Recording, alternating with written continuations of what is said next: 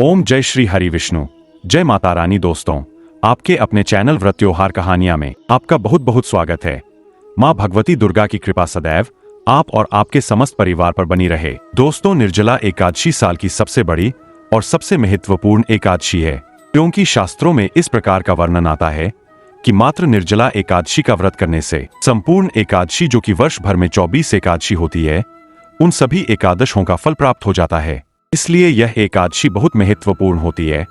लेकिन इस व्रत का संपूर्ण फल हमें प्राप्त हो, वर्ष की 24 एकादशियों का फल हमें प्राप्त हो, इसके लिए इस व्रत में पूरी तरह से निर्जल रहा जाता है। मतलब आप पानी नहीं पी सकते हैं पूरे 24 घंटे तक, एकादशी के सूर्योदय से द्वादशी के सूर्योदय काल तक। अगर आप बिना पानी के, बिना जल के यह व्रत धारण कर लेते हैं तो आपको पूरे वर्ष भर की 24 एकादशियों का फल प्राप्त हो जाता है। अब यह आसान भी नहीं होता है, क्योंकि ज्येष्ठ की तपती गर्मी और इस मौसम में पूरी तरह से निर्जल रहना सबके लिए संभव नहीं हो पाता है। देखिए, सबके अपने अपने स्वास्थ्य संबंधी समस्याएं होती है। हर कोई इतना स्वस्थ नहीं होता है कि 24 घंटे तक पूरी तरह से निर्जल रह पाए। लेकिन हाँ, बहुत सारे भक्त ऐसे भी हैं जो इस व्रत को पूरी तरह से निर्जल धारण करते हैं।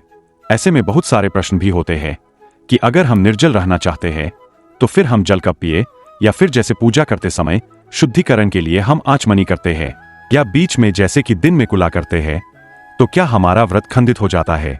और इसी प्रकार से बहुत सारे भक्तों के प्रश्न ऐसे आए हैं कि हमारा स्वास्थ्य ठीक नहीं है, हम निर्जल नहीं रह पाते हैं, तो क्या हम यह व्रत फलाहार के द्वारा या फिर जलाहा के द्वारा धारण कर सकते हैं। और अगर हम फलाहार से यह व्रत कर लेते हैं तो क्या हमें एकादशी का फल प्राप्त होगा, और जल कब, कितना और कैसे पीना चाहिए। और कई प्रश्न इस प्रकार से आए हैं कि अगर हम यात्रा में है, कहीं सफर में है, तो ऐसी अवस्था में हम अपने एकादशी का व्रत का पालन किस प्रकार से करें। क्या कुंवारी कन्याएं एकादशी का व्रत धारण कर सकती है। और अगला प्रश्न है कि दान हम कब और कैसे करें, एकादशी को करें या फिर द्वादशी को करें, एकादशी व्रत हम कब कर रहे हैं। इस बारे में भी संपूर्ण जानकारी आपसे शेयर करने वाला हूं, तो वीडियो बहुत महत्वपूर्ण है, पूरा जरूर देख लीजिए। अच्छी लगी वीडियो तो लाइक भी जरूर कीजिए, क्योंकि आपके लाइक्स, आपके कमेंट्स मेरे यह बहुत महत्वपूर्ण है। यही एकमात्र जरिया है जिनसे मुझे पता चलता है कि आपको यह वीडियो अच्छी लगती है और आपके लिए यह वीडियो उपयोगी है। तो अगर वीडियो अच्छी लगे तो लाइक जरूर ही कीजिए। बात करेंगे आपके प्रश्नों के बारे में, लेकिन उससे पहले जानते हैं कि एकादशी तिथि कब प्रारंभ हो रही है, कब समाप्त हो रही है, और व्रत हमें कब धारण करना है। तो देखिए, एकादशी तिथि प्रारंभ होगी 17 जून को सुबह 4:43 पर और समाप्त हो रही है 18 जून 2024 को सुबह 6:02 पर। अब 2 दिनों की सूर्योदय काल में एकादशी तिथि हमें प्राप्त हो रही है। तो बहुत सारे भक्तों के प्रश्न आए हैं कि व्रत हमें कब करना चाहिए।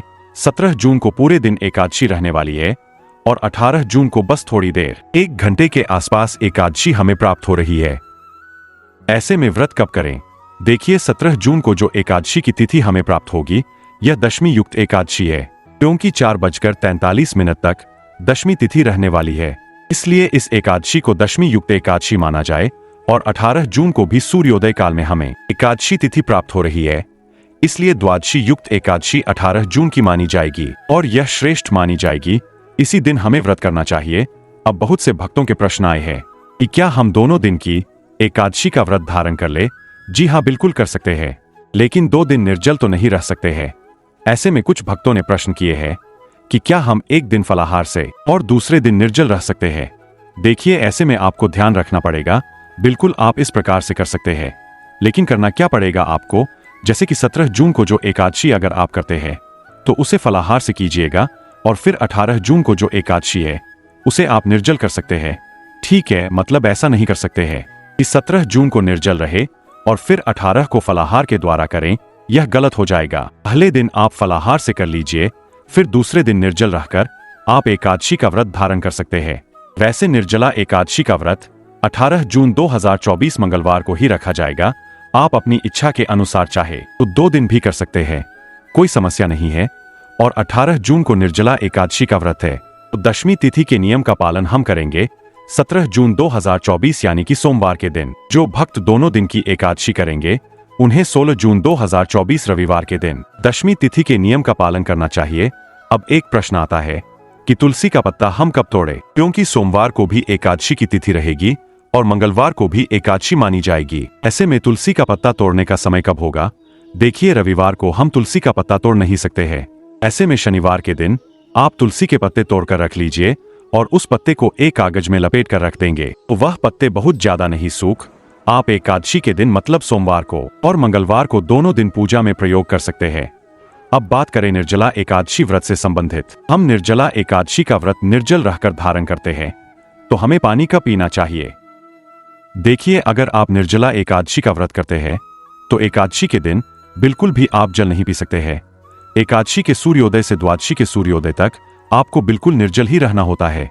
लेकिन अगर आप व्रत प्रारंभ होने से पहले पानी पीना चाहते हैं तो ऐसे में 17 जून की देर रात्रि मतलब 18 जून प्रारंभ हो ही जाता है 12 बजे के बाद, तो 12 बजे से 3 बजे के बीच में आप चाहे तो पानी पी सकते हैं, क्योंकि इसके बाद ब्रह्मा मुहूर्त का समय प्रारंभ हो जाता है और फिर हम मानसिक रूप से एकादशी व्रत के संकल्प में आ जाते हैं और फिर हम पानी नहीं पी सकते हैं। इसके बाद फिर हम द्वादशी के सूर्योदय के बाद पारण के शुभ मुहूर्त में ही जल ग्रहण करते हैं। अब अगर आप निर्जला व्रत धारण करते हैं तो आपका प्रश्न होता है कि क्या हम आचमन कर सकते हैं, कुल्ला कर सकते हैं? जी हाँ, बिल्कुल कर सकते हैं। आप आचमनी कर सकते हैं पूजा से पहले शुद्धिकरण के लिए, और इसके साथ ही अगर आप कुल्ला करना चाहते हैं दिन में तो कुल्ला भी कर सकते हैं। बस इतना ध्यान रखिए, कुल्ला करते वक्त जानबूझकर पानी आपको नहीं पीना है। मतलब बहुत से लोग ऐसे भी होते हैं जो बेवजह भी बार बार कुल्ला करेंगे क्योंकि मुंह सूख जाता है, बार बार गला सूख जाता है, तो यह आपको नहीं करना है। नॉर्मली आप कुल्ला करना चाहे तो बिल्कुल कर सकते हैं। आचमन करते समय जो हम हथेली में जल लेते हैं उस जल को पीने से आपका व्रत खंडित नहीं होगा और ना ही कुल्ला करने से आपका व्रत खंडित होगा। लेकिन हाँ, यह बिल्कुल नियम के अनुसार ही होना चाहिए। इस बात का आपको ध्यान रखना है। अब आपका अगला प्रश्न है कि क्या हम फलाहार के द्वारा या फिर जलाहा के द्वारा यह व्रत धारण कर सकते हैं? अगर हम निर्जल नहीं रह पाते हैं तो क्या हम व्रत इस प्रकार से भी धारण कर सकते हैं और का फल हमें मिलेगा? देखिए, व्रत के कई प्रकार होते हैं। जैसी हमारी शारीरिक क्षमता होती है उस प्रकार से हम व्रत धारण करते हैं। जैसे कि पहला नियम होता है निर्जला एकादशी करने का। अगर आप निर्जला नहीं रह पाते हैं तो जलाहा के द्वारा कर सकते हैं, और अगर आप जलाहा के द्वारा भी नहीं रह सकते हैं तो आप फलाहार भी कर सकते हैं। ठीक है, तो अपनी शारीरिक क्षमता का ध्यान रखते हुए आपको इनमें से किसी भी प्रकार के नियम का पालन कर लेना चाहिए। जैसे कि अगर आप निर्जल रह पाते हैं, बहुत अच्छी बात है। नहीं रह पाते हैं तो आप जलाहा के द्वारा, जलाहा मतलब आप दूध ले सकते हैं, फलों का रस ले सकते हैं, जूस पी सकते हैं। इस प्रकार से लिक्विड चीजें लेकर आप व्रत धारण कर सकते हैं। और अगर आप बिल्कुल असमर्थ है, लिक्विड चीजों पर भी नहीं रह पाते हैं, तो ऐसी अवस्था में आप बिल्कुल फलाहार के द्वारा भी व्रत धारण कर सकते हैं। कोई समस्या नहीं है। देखिए, 24 एकादशी का फल हमें तब प्राप्त होता है जब हम पूरी तरह से निर्जल रहकर ये व्रत धारण करते हैं। लेकिन अगर हम जलाहा या फलाहार के द्वारा यह व्रत धारण करते हैं तो भी हमें साधारणतया एक एकादशी का फल तो प्राप्त होगा ही है। ना तो एक एकादशी जो कि निर्जला एकादशी है, बहुत बड़ी एकादशी है। इस एकादशी को आप अपनी क्षमता के अनुसार किसी भी प्रकार से करने का प्रयास कीजिए। अगर आप कोई भी एकादशी नहीं करते हैं तब भी आपको इस एकादशी का व्रत जरूर करना चाहिए। जिस भी प्रकार से आप चाहे कर सकते हैं, जलाहा, फलाहार या निर्जल, जो भी आपकी शारीरिक क्षमता हो उसके अनुसार आप व्रत जरूर कर लीजिएगा।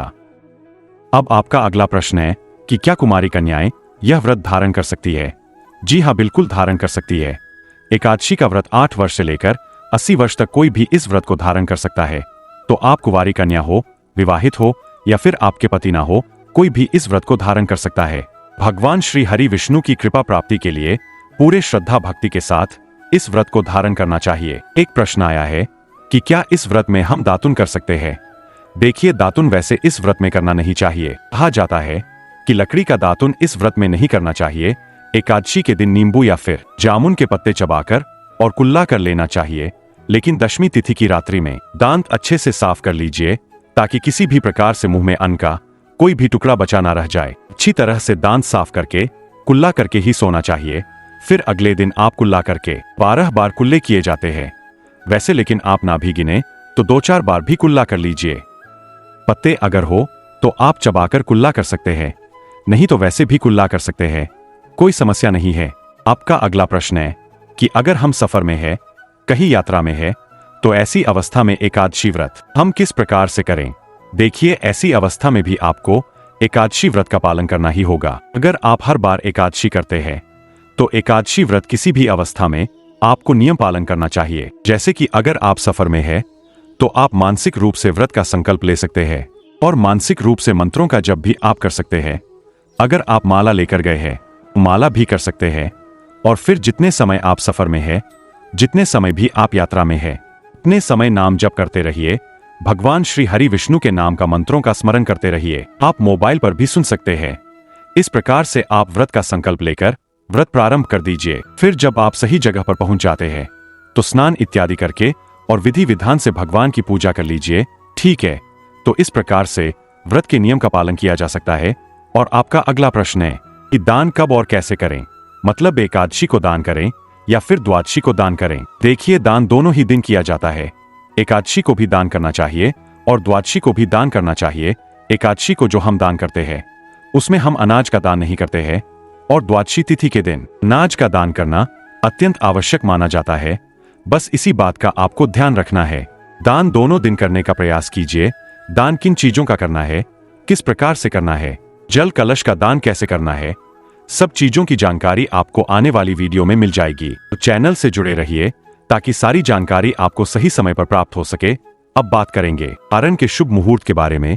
तो देखिए, द्वादशी तिथि में एकादशी व्रत का पारण किया जाता है और द्वादशी तिथि प्रारंभ हो रही है 18 जून को सुबह 6:02 पर और द्वादशी तिथि के समापन का समय है 19 जून को सुबह 7:02 पर और एकादशी व्रत का पारण सूर्योदय के बाद ही किया जाता है।